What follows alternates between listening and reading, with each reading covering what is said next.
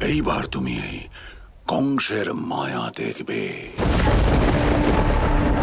এইবার আমি আমার প্রবল মায়া দিয়ে দেবকীর ওই অষ্টম পুত্রকে বধ করব আমি।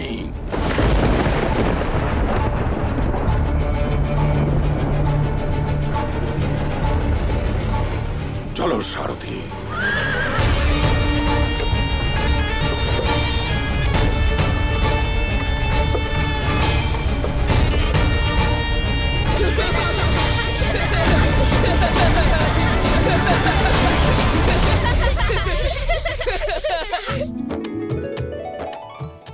সুরভি তো আজ সবাইকে আনন্দ দিল।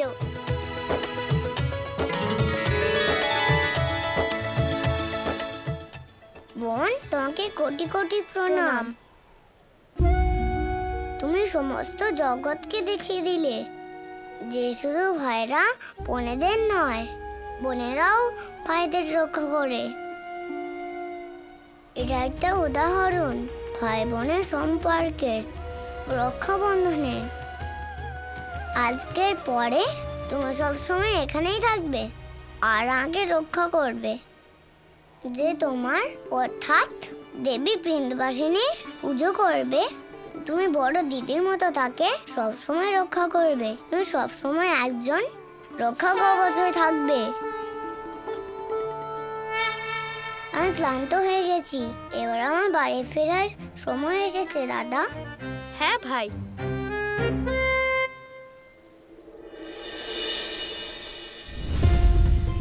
গোপাল এখানেও নেই।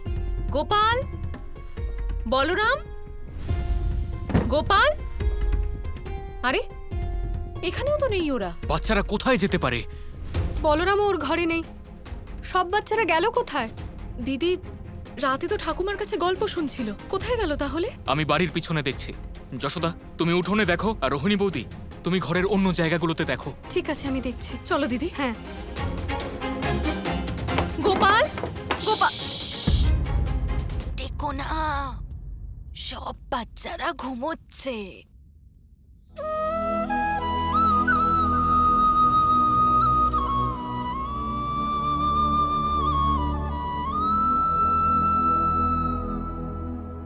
কিন্তু ওরা ওরা উঠোনে কেন শুয়ে আছে? আমার গল্প শোনার পর সবাই নিজেদের মধ্যে খেলতে খেলতে সবার ঘুম পেয়ে গেল।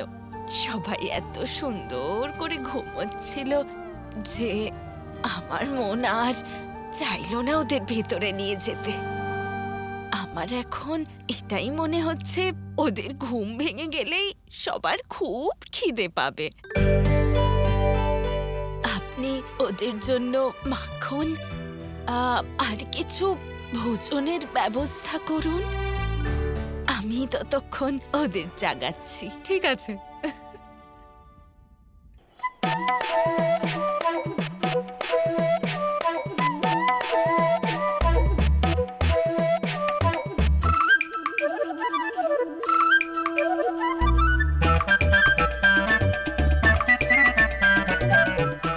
আমরা কোথায়? আমরা এখানে, আমরা বাড়িতে আছি।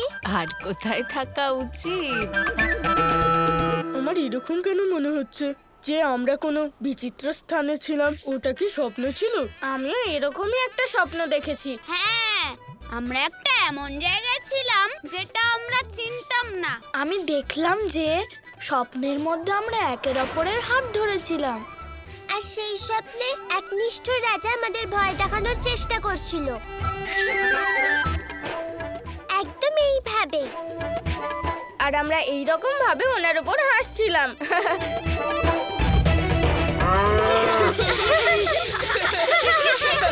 কিন্তু আমরা সবাই একই স্বপ্ন কি করে দেখতে পারি? ভাই, এই মেয়েকে তো কংসের সাথেই পাঠিয়ে দেওয়া উচিত ছিল। কত প্রশ্ন করে। কারণ তোমাদের দল সবার শ্রেষ্ঠ। আমি এইরকম দল এর আগে কখনো দেখিনি। এলো নন্দলাল কানাই, এলো গোপাল কানাই, ব্রজদুলাল নন্দলাল, জয় গোপাল জয় গোপাল, ব্রজদুলাল নন্দলাল। বাচ্চারা, এবার আমার আশ্রমে যাওয়ার সময় হয়ে এসছে।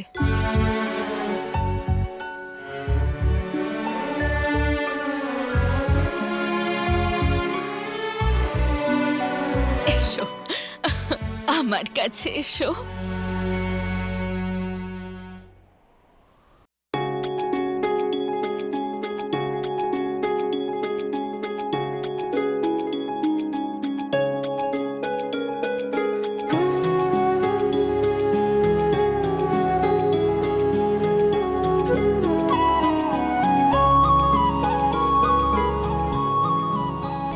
মুরলী মনোহর মোহন মুরারি,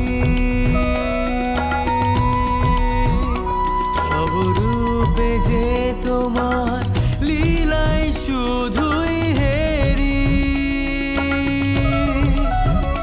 মুরলী মনোহর মোহন মুরারি, সব রূপে যে তোমার লীলাই শুধুই হেরি। ভাই, আমি উঠে পড়েছি। এবার নতুন কোনো খেলা ভাবো।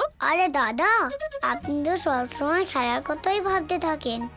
হ্যাঁ ভাই, আমি এরকম খেলতে খুব মজা পাই। আর কংস মামাকেও ফেরত পাঠালাম, আর আমাদের খেলা সম্পূর্ণ হলো। এবার কি করব? এখন তো এর থেকে আরো বড় খেলা খেলবো দাদা। সত্যি? কিন্তু এবার তুমি কি করতে চলেছো ভাই? এবার এমন একটা খেলা খেলবো যেটা শুধু আমাদের আনন্দ দেবে না, সেটা গোকুলবাসীর ভালোর জন্যও হবে।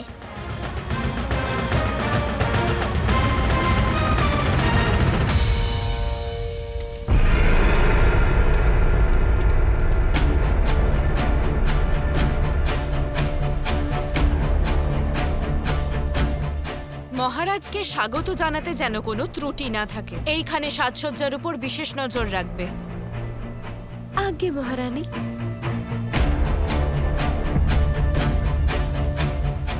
অস্তি,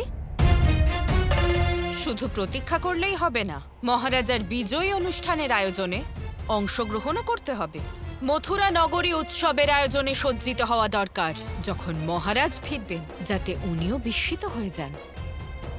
যাওয়া যাক। মহারাজ যখন থেকে যুদ্ধে গেছেন তখন থেকে কোনো খবর আসেনি। অতি আত্মবিশ্বাসও ঠিক নয় দিদি। আমি যা বললাম সেটাই করো। আমি তো শুধু এটাই আশা করছি যে মহারাজ ভালোভাবে বাড়িতে ফিরে আসুন। কিন্তু এই কথাটাও তো সত্যি, তাই না দিদি? যে মহারাজ আজ পর্যন্ত যাকে যাকে ওই পুত্রকে বধ করার জন্য পাঠিয়েছিলেন, তাদের মধ্যে কেউ ফিরে আসেনি। মহারাজাও। আর আমি প্রার্থনা করছি মহারাজ যেন সুরক্ষিত বাড়ি ফিরে আসেন।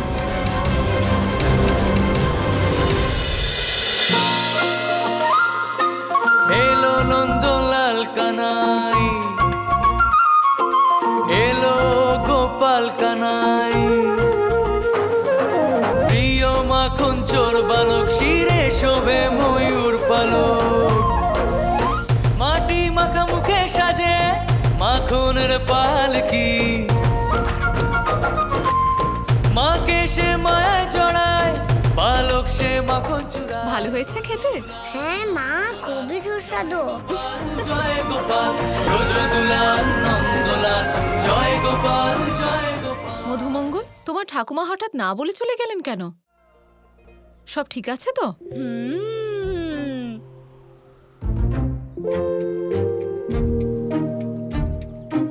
যাওয়ার আগে উনি তোমায় কিছু বলে গেছেন? কিন্তু তুমি আমায় বললে না কেন সোনা? তোমার তো আমায় বলা উচিত ছিল যে উনি চলে যাবেন।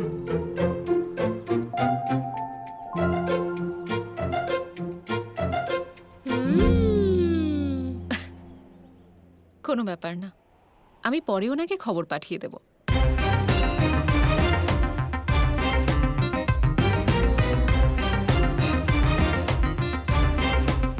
সমস্ত গোকুলে খুঁজলাম, আর এরা সবাই এখানে বসে আছে।